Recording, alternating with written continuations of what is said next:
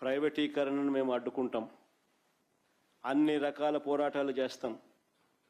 మీ నిర్ణయాన్ని వెనక్కి తీసుకునేంత వరకు ధర్నాలు జరుగుతాయి, ర్యాలీలు జరుగుతాయి, దీక్షలు జరుగుతాయి, నిరసనలు చేస్తాం. నేను కూడా అక్కడక్కడ పార్టిసిపేట్ కూడా చేస్తా. అన్ని రకాలుగా దీన్ని అడ్డుకునే కార్యక్రమం, అడ్డుకునే ప్రయత్నం జరుగుతుంది. నేను ఒక్కనే కాదు, నేను రాష్ట్ర వ్యాప్తంగా రాష్ట్ర శ్రేయస్సు కోరే ప్రతి ఒక్కరికి కూడా పిలుపునిస్తా ఉన్నా. ప్రతి పార్టీకి కూడా పిలుపునిస్తా ఉన్నా. అందరూ కలిసి రండి అని కూడా అడుగుతా ఉన్నా. ఇది రాష్ట్రానికి సంబంధించిన ఆస్తులు.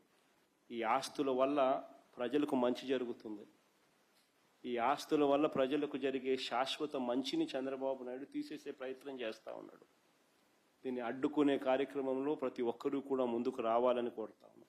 అందరం కలిసికట్టుగా దీన్ని వ్యతిరేకించే కార్యక్రమం ఖచ్చితంగా చేస్తాం. ఇన్ని చేసినా కూడా పొరపాటున మీరు బరి తెగిస్తే మాత్రం ఒకటే ఒకటి చెప్తా ఉన్నా, ఎవరైనా టెండర్లలో పార్టిసిపేట్ చేయండి, ఎవడైనా రాండి, కానీ ప్రతి ఒక్కరికి వార్నింగ్ ఇస్తాను. రేపు పొద్దున మేము వచ్చిన తర్వాత రద్దు చేస్తాం, మళ్ళీ వెనక్కి తీసుకుంటాం. ఇది మాత్రం ఖచ్చితంగా అందరూ గుర్తుపెట్టుకోమని.